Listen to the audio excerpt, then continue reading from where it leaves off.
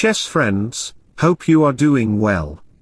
Today, I have a very exciting and spectacular chess game to share with you, played between LeelaZero and me. This game is noteworthy because she sacrificed her minor pieces to attack me on the king side. It's one of the most wonderful games of this decade. So, let's get started without wasting any time. She started the game with d4, and rather than considering d5, knight c3 or knight f6 variations, I decided to go with c5, deploying the old Benoni variation, and you know what white should consider.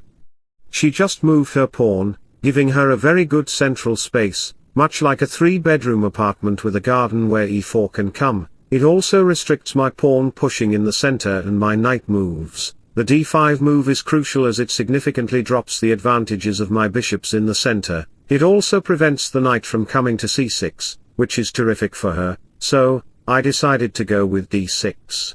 It blocks the bishop's diagonal but also provides me the chance to develop in the fumetto and play e6 to break her control. A couple of moves later, we had knight c3 and g6 on the board. I wanted to develop my bishop to a central controlling square and prepare to plant the knight on e5. White could go with f4 initially. My strategy was to form an attack on the queen side because the center was very locked. I needed a different side for an attack, therefore, she played f4, declaring war against me.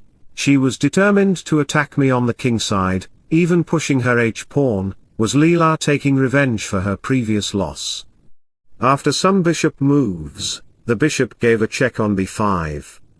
Blocking with a knight on d7 would allow Leela to strike in the center with e5. After exchanges, my knight would have no retreating square on h5, and I would lose the ability to castle. Leela could then deliver a final blow with e6, losing me my knight. Returning to the position, while the bishop was giving me a check, I decided to block it with my knight on d7. My f-knight blocks it and provides the bishop an open diagonal. I planned to castle and push my pawn on f5 to drive the bishop away with a6 and b5. This looked promising, like managing a crisis effectively. After a4 and castling, we had knight f3 followed by knight a6, preparing to plant the knight on b4 because her pawn was too committed and not located on a3 to kick out the knight. The knight could establish a stronghold on the queen side. Alright, we have castling and knight f6, and here I want you to pause the video and try to figure out the best move white should consider. The best move is, and even Magnus might not imagine it, f5. The f5 move creates and opens some possibilities around the center pawn structure. First, your queen can move to h4 through e1, and Leela's knight will go to g5 to attack the pawn on h7. She can also maneuver her rook from f3 to h3. That is not a joke, that is the theory of this position and strategy. Like planning a Mars mission, you need to accomplish and make Mars like our beautiful Earth. I make the position beautiful by capturing the pawn on f5. Now, you should not recapture. The point is not to exchange the pawns, which would provide me a defensive structure with my bishop on g6. The army general along with his strategy will arrive, which is why in this position the best move for white would be knight g5, putting pressure on the king side. Now, noticing that the e4 pawn becomes fragile, some might consider capturing the pawn, but it is a completely vulnerable move because Leela can recapture with the knight. When you capture the pawn on e4 with your knight, you lose control over the h7 square. It's like fighting in a boxing ring. You attack with your left hand, but your opponent slides to the right side and punches you back in the face. That is a strategy in the boxing ring, similar to this chess variation, because now Leela can capture your knight on e4, she can then move her queen all the way to h5 to put pressure on the pawn. Even playing h6 does not protect your position because she can respond with knight takes f7, promoting the knight into a powerful threat. The queen is in a very vulnerable position, and the rook cannot protect your position because the knight is well protected.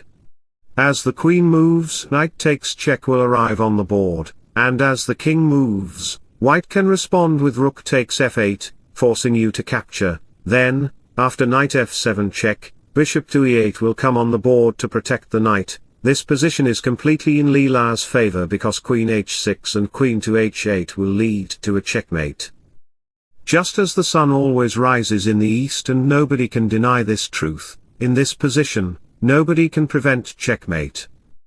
Going back to the position, we discovered that capturing the pawn on e4 is a very bad choice, which is why I decided to go with h6, kicking out the knight. Here, Leela played a very cunning move. Can you guess that move? As Leela is a female chess AI and has achieved super chess mastery, and as a fan of Mikhail Tal, she sacrificed her knight on g5. This is a brilliant move because sacrificing a full piece for a long-term benefit is bold. There is no guarantee that you will win after such a sacrifice, but Leela did it to open the h-file and create opportunities for her rook. So, let me tell me a motivational quote in sudden with you. Do what makes you happy, be with who makes you smile, laugh as much as you breathe, and love as long as you live. Leela captured the pawn on g5, creating possibilities for her queen and rook to come into play. The rook can move to g3 and h3 via f3, and the other rook can come to a3 to activate on the king side. This is her strategy. After this, the knight also joins in my defense, attacking the bishop and prompting it to retreat, to defend my position. I played knight to e8, Leela replied by breaking my castling safety by capturing my knight on f6, creating weaknesses in my castle. The king in the castle is now very insecure.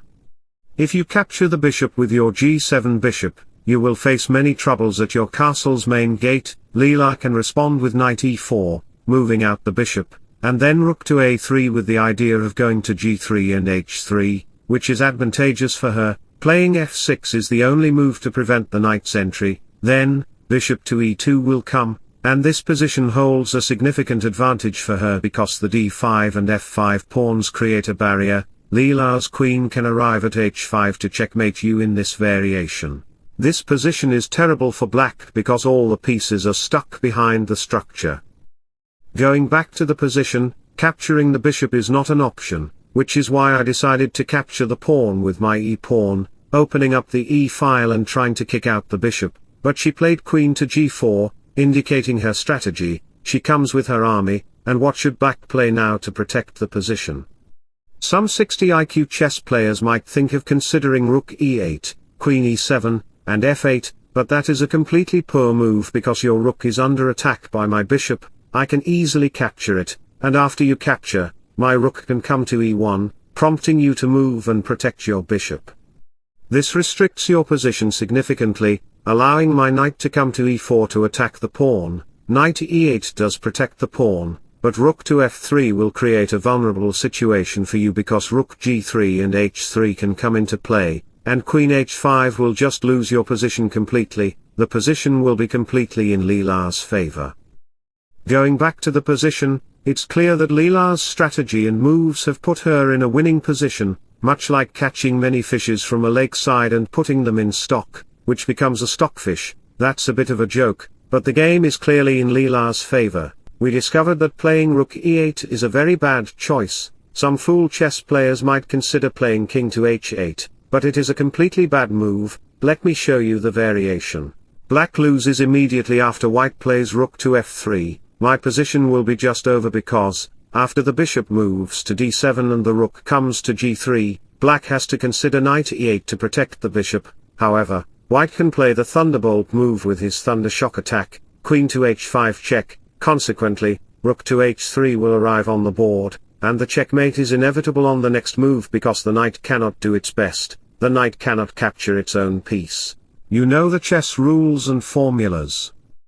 So, going back to the position, we discovered that neither your rook nor king should move. Even playing knight to e8 will face a bishop attack. So, what should black consider in this position? Try to think a little bit. If you were black in this position, what would you consider? I played a6 to kick out her bishop because, when her bishop moves back, my rook can come to e8 to get activated in this e-file. My main idea is to consider rook e8, and put the rook on the e5 square. The rook on e5 will be a very strong piece because it will protect my positional structure, like a bodybuilder connecting two cars speeding in opposite directions and holding them with his hands. A thrilling action movie scene. Anyway, Leela considered rook to f3 to plant her rook on g3 to launch a missile on my territory, but then, Leela played a move, sacrificing her second piece on b5 square. What a chemical reaction Leela is causing. She sacrificed 2 pieces, you can count those pieces, and I'm just amazed, but the main problem for me is that rook can come to g3 to launch a rocket bomb in my king's territory. No matter how many pieces you win, if you can defeat the king, you plant your country's flag on the opponent's territory.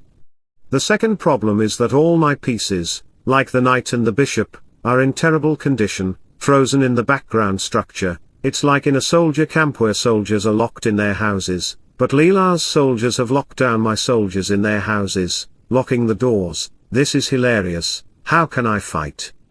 How can I protect my bishop?